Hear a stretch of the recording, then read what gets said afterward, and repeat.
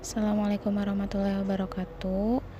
Perkenalkan, nama saya Renata Agnia Bahtiar dari kelas G3 Manajemen dengan NPM 10121946. Demi memenuhi tugas UTS PAI, saya akan membahas tentang ilmu Allah. Angel listening to the sound of my present. Materi kali ini adalah tentang ilmu Allah. Ini adalah salah satu bagian atau struktur materi kajian tentang ilmu Allah, yaitu bagaimana Allah Al-Khaliq dan Al-Alim, dan menjadi dua bagian pembahasan yang berbeda. Mari kita bahas satu persatu tentang ilmu Allah. Ilmu Allah sangat luas dibanding ilmu makhluknya. Manusia tidak sanggup untuk menuliskannya meskipun dengan tinta dari 7 lautan dan pena dari semua pepohonan yang ada tak akan cukup. Ini diambil dari surat Al-Kahfi ayat 109 dan surat Luqman ayat 27. Sedangkan ilmu makhluknya sangat terbatas. Ini diambil dalam surat Al-Baqarah ayat 32 dan surat Al-Isra ayat 85. Oleh karena itu, Allah adalah sumber segala ilmu. Baik, langsung saja pada pembahasan pertama, yaitu Al-Khaliq atau dalam arti pencipta. Pencipta. Allah adalah pencipta segala sesuatu. Dalam surat Al-An'am ayat 102, khaliqu kulli syai'in, menciptakan yang telah tiada, sekarang ada, akan ada. Allah tidak akan pernah berhenti dalam maka tertolaklah anggapan bahwa Allah menciptakan alam ini dalam 6 hari, yaitu Ahad sampai Jumat, dan beristirahat pada hari Sabtu. Kalau berhenti menciptakan, maka hancurlah alam semesta ini. Pembahasan kedua yaitu Al-Alim atau dalam artian pemberi rizki. Bagian ini adalah Al-Alim atau pemberi rizki. Allah paling tahu apa yang kita butuhkan. Karena Allah adalah pencipta. Karena pencipta, maka Allah paling tahu segala sesuatu. Dalam surat Al-Baqarah ayat 29, Walladzi khalaqalakum ma fil ardi jami'an tsumma stawa ilas samaa'i fasawwahunna sab'a samawati wa huwa bikulli syai'in alim. Dialah Allah yang menciptakan segala apa yang ada di bumi untukmu. Kemudian Dia menuju langit, lalu Dia menyempurnakannya menjadi 7 langit. Nah, dari ayat ini banyak sekali kenikmatan yang diberikan oleh Allah yang tiada tara. Maka dari itu kita harus bersyukur. Dan Allah Maha mengetahui. Dalam surat Al-Has ayat 22, Allah mengetahui yang abstrak atau yang gaib, dan Allah mengetahui yang nyata atau syahadah. Sedikit mendetailkan pengetahuan Allah yang ditulis di Lauh Mahfuz. Apa yang ada di daratan dan di lautan, tiada salai dan daun pun yang gugur melainkan Dia mengetahuinya. Tidak jatuh sebutir biji pun dalam kegelapan bumi, dan tidak suatu yang basah atau yang Bagian ketiga yaitu jalur ilmu atau al-khossah, khusus. 2 jalur. Berkatnya rahmat Allah membagi sedikit ilmunya kepada makhluknya termasuk manusia. Pemberian ilmu ini menggunakan 2 jalur. Ada jalur khusus yaitu cepat dan jalur umum yang lambat. Jalur khusus ini disebut jalur resmi atau at-tariqatur rasmiyah. Yang kedua ada jalur umum disebut jalur tidak resmi atau at-tariqu ghairu rasmiyah. Dari bagian ini yang khusus ini ada jalur resmi. Karena ini jalur resmi, maka hanya orang-orang khusus yang menerimanya. Ilmu yang diberikan oleh Allah melalui jalur resmi berupa wahyu. Wahyu sendiri secara bahasa berarti bisikan atau waswas. Dalam surat Al-An'am ayat 112, yuhi atau membisikkan, dan surat Al-An'am ayat 121, la yuhuna atau membisikkan. Dan kedua ada ilham dalam surat Al-Nahl ayat 68 atau auha, yang artinya ilham, petunjuk dan bimbingan. Dan ada pada surat Al-Qasas ayat 7 yaitu auhayna, yang artinya dan kami ilhamkan, atau kepada ibunda Nabi Musa alaihissalam. Yang ketiga itu mengatur atau membentuk pada surat Fussilat ayat 12, dan ada juga yang artian perintah pada surat Al-Zalzalah ayat 5. Ini adalah ilmu yang dijalurkan secara resmi oleh orang dan diterima oleh orang-orang terpilih. Dari jalur khusus ini bukan berarti nabi atau rasul, yaitu wahyu yang secara bahasa memiliki 4 arti itu tidak membuat pihak-pihak yang mendapatkan wahyu ini lantas disebut nabi atau rasul. Kalau otomatis nabi berarti ada nabi dari setan, lebah, langit, bumi, dan wanita, termasuk pemberitahuan akan karunia dan petunjuk yang Allah berikan kepada Maryam saat melahirkan melalui malaikat dalam bentuk seorang laki-laki. Bukan berarti Maryam itu nabi. Dan poin yang terakhir, atau 2 malaikat yang datang kepada Nabi Ibrahim dan bercakap-cakap termasuk dengan Sarah. Bukan berarti Sarah juga nabi. Ilmu yang diberikan kepada nabi atau rasul adalah, sedangkan wahyu secara istilah itu yang diberikan kepada rasul. Cara wahyu turun yaitu Allah berkata-kata langsung atau khusus kepada Nabi Musa dan Nabi Muhammad ketika Mi'raj, dan melalui tabir, melalui malaikat juga. Cara lainnya adalah melalui mimpi atau suara lonceng yang memekakan telinga. Jadi sampainya kepada manusia melalui utusan yaitu Ar-Rasul yang ditunjuk oleh Allah Subhanahu wa taala. Yang keempat yaitu jalur ilmu atau al-ammah, diartikan umum. Jalur umum, poin pertama, ilmu Allah diberikan juga melalui jalur umum atau jalur tidak resmi, yakni berupa ilham. Poin kedua, ilmu Allah ini tidak melalui perantara para rasul Allah atau nabi Allah, tetapi ditanamkan langsung oleh Allah.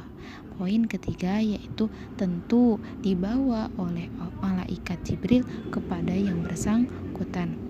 Dan poin yang keempat yaitu jadi sampainya ilmu kepada manusia secara umum itu bersifat langsung.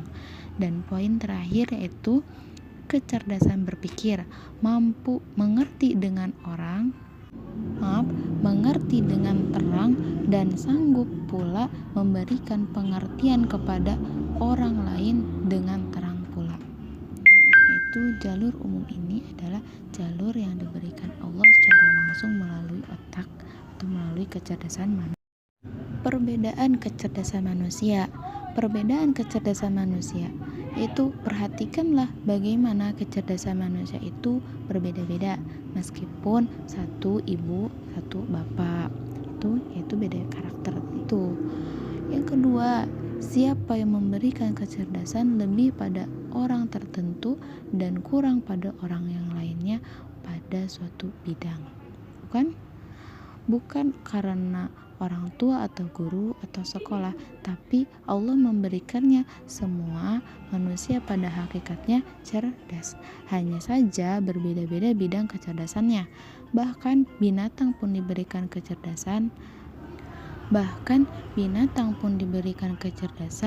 seperti berang-berang yang mampu membuat bendungan yang manusia pun baru mampu membangunnya pada abad ke-20.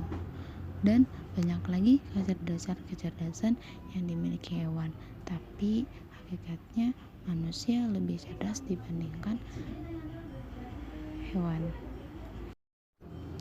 Bagian kelima yaitu wahyu atau al-ayatul qauliyah, ayat-ayat qauliyah.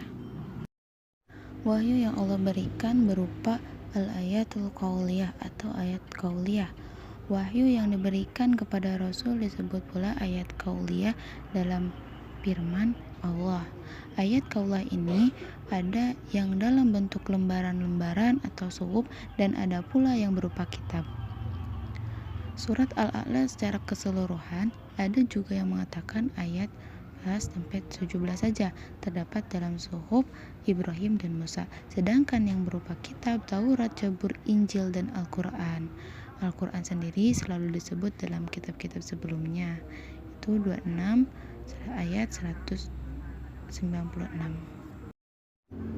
Dan yang bagian ke-6 yaitu wahyu, al-ayatul kauniyah, wahyu yang berupa ayat kauniyah. Al-ayatul kauniyah atau ayat kauniyah. Dalam poin ini, sedangkan ilham yang diberikan kepada manusia berupa ayat-ayat kauniyah tentang fenomena alam atau sunatullah di alam semesta. Melalui 3 potensi yang telah diberikan oleh Allah kepada manusia, atau pendengarannya, penglihatannya, dan hatinya, manusia mampu memahami apa yang terjadi di alam, menjadi merumuskannya dalam suatu ilmu pengetahuan dan diaplikasikan menjadi teknologi yang berguna. Itu adalah atas penciptaan Allah terhadap menciptakannya manusia dengan kecerdasannya. Allah terus memberikan ilham sehingga penemuan demi penemuan terus berlangsung. Alam terlalu luas untuk dikaji oleh manusia, sehingga kesempatan untuk menemukan hal-hal baru selalu terbuka lebar. Hubungan antara ayat kauliyah dan ayat kauniyah yaitu memiliki hubungan yang sangat erat. Ayat kauliyah memberikan isyarat tentang ayat kauniyah. Berbagai jenis barang seperti dalam surat 35 ayat 28 berbagai jenis barang tambang, dan pada surat 57 ayat 25 seperti yang menceritakan besi yang berasal dari luar bumi yang sangat berguna bagi kehidupan dan lain sebagainya. Dan pada ayat kauniyah memberikan bukti bahwa atau menginformasikan kebenaran ayat kauliyah berupa berbagai penemuan ilmiah menjadi bukti kebenaran Al-Quran. Ini terdapat pada surat 41 ayat 53. Pada bagian ketujuh ini yaitu masih berhubungan dengan ayat kauliyah, yaitu al-haqiqatul mutlaqah atau kebenaran mutlak. Al-haqiqatul mutlaq atau kebenaran mutlak ini terdapat poin yang harus kita pahami, yaitu apa yang tertulis di dalam Al-Quran memiliki tingkat kebenaran yang mutlak. Pada surat Al-Baqarah ayat 1, Al-Quran ini tidak ada keraguan di dalamnya. Dan pada surat 15 ayat 9, Allah menjamin akan keaslian Al-Quran sampai hari kiamat. Bukti kebenaran Al-Quran adalah tidak ada kontradiksi antara satu ayat dan ayat yang lain. Dan juga tidak ada yang mampu membuat yang serupa dengan Al-Quran, atau serupa dengan 10 surat dalam Al-Quran, atau juga salah satu suratnya saja. Ini tidak ada yang bisa membuat serupa dengan Al-Quran. Bagian ke-8 ini masih berhubungan dengan ayat kauniyah, yaitu al-haqiqatu tajribah atau kebenaran al-haqiqatu tajribah atau kebenaran empiris. Ini memiliki poin yang sedangkan kebenaran yang dicapai oleh penggalian melalui ayat-ayat kauniyah adalah kebenaran yang bersifat empiris atau sesuai dengan pengalaman atau eksperimen. Rumusan teori atau penemuan selalu berkembang. Selalu saja ada sisi-sisi tertentu yang belum digali oleh manusia sehingga memunculkan penemuan baru. Penemuan demi penemuan, penyempurnaan teori yang ada atau pembatalannya. Contoh perkembangan teori atom seperti dari John Dalton, J.J. Thomson, Rutherford atau Bohr dan modern. Nah, bagaimana di setiap penemuan ini kalau ada pertentangan? Kalau terlihat ada pertentangan antara ayat kauliyah dan ayat kauniyah, yaitu pada pembahasan Imam Syafi'i, Hasan al-Banna memberikan rumusan yang sangat baik dalam masalah ini, yaitu prinsip 19 dalam risalah Ta'alim. Yang pertama, pandangan syar'i dan pandangan logika memiliki wilayah sendiri-sendiri yang tidak dapat saling memasuki secara sempurna. Dan yang kedua, namun demikian, keduanya tidak akan pernah berbeda dalam hal-hal yang qot'i atau aksiomatik, dan hakikat ilmiah yang benar tidak mungkin bertentangan dengan kaidah syariat yang sahih. Dan yang keempat, yaitu sesuatu yang masih bersifat zanni atau relatif dari salah satunya mesti ditafsiri sejalan dengan yang qot'i. Bila kedua-keduanya bersifat zanni, maka pandangan syariat lebih utama untuk diikuti sampai logika mendapatkan legalitas kebenaran atau gugur sama sekali. Nah, yang bagian ke-9 ini yang masih berhubungan dengan ayat qauliyah, yaitu minhajul hayah atau dengan artian pedoman. Minhajul hayah ini atau ayat qauliyah kebenarannya bersifat mutlak, maka ayat qauliyah yang berhak menjadi pedoman hidup manusia adalah pada surat ketiga ayat 19, agama yang diridhoi oleh Allah adalah agama Islam, dan siapa yang mencari agama selain Islam tidak akan diterima dan di akhirat akan merugi. Al-Quran bersama As-Sunnah telah merinci berbagai pedoman dalam berbagai sisi kehidupan manusia, di antaranya yaitu manusia dengan Allah, manusia dengan sesamanya, manusia dengan makhluk hidup lainnya, dan manusia dengan alam semesta. Bagian 10 yaitu yang berhubungan dengan ayat kauniyah yang disebut wasailul hayah atau sarana hidup. Wasailul hayah atau sarana hidup yaitu pengetahuan telah dikembangkan manusia dari ayat-ayat kauniyah yang dijadikan sebagai sarana hidup manusia. Hidup manusia makin mudah dengan berbagai pengembangan ilmu pengetahuan karena berbagai sarana hidup telah ditemukan. Dunia ini makin seperti desa yang besar. Apa yang terjadi di belahan dunia lain akan segera diketahui, bahkan langsung diketahui oleh belahan lainnya. Kecepatan dalam transportasi antar kota, negara, bahkan benua. Nah, kita yang telah mengetahui itu ilmu Allah antara ayat qauliyah dan ayat kauniyah itu jangan sampai terbalik. Jangan memposisikan keduanya secara terbalik. Ayat qauliyah menjadi sarana hidupnya dan ayat kauniyah menjadi pedoman hidupnya. Ayat qauliyah menjadi sarana hidupnya seperti menjual ayat dengan harga yang murah, seperti perilaku orang Yahudi. Dan ayat kauniyah menjadi pedoman hidup menurunkan materi. Kalau yang terjadi seperti ini, maka dunia akan rusak seperti dalam surat 30 ayat 41, yaitu yang berisi tentang mempermainkan agama, mengeksploitasi alam tanpa batas, dan dekadensi moral. Kerusakan yang ditimbulkan sebenarnya lebih dahsyat, kehancuran total dan tak bersisa. Tapi Allah melepaskan sebagian kecil saja. Dan selain yang terakhir ini, yaitu manusia yang sempurna, hanya dengan memposisikan secara benar antara ayat qauliyah sebagai pedoman hidup dan ayat kauniyah sebagai sarana hidup, manusia akan mencapai kesempurnaan. Saat memanfaatkan karunia alam di alam semesta ini, di samping sesuai dengan ilmu pengetahuan, juga dilandasi moral dalam Al-Quran. Hidup yang penuh berkah, hidup yang baik, dunia baik dan di akhirat pun baik, serta selamat dari siksa api neraka. Amin ya robbal alamin. Sekian dari presentasi saya, kurang lebihnya mohon maaf. Wassalamualaikum warahmatullahi wabarakatuh.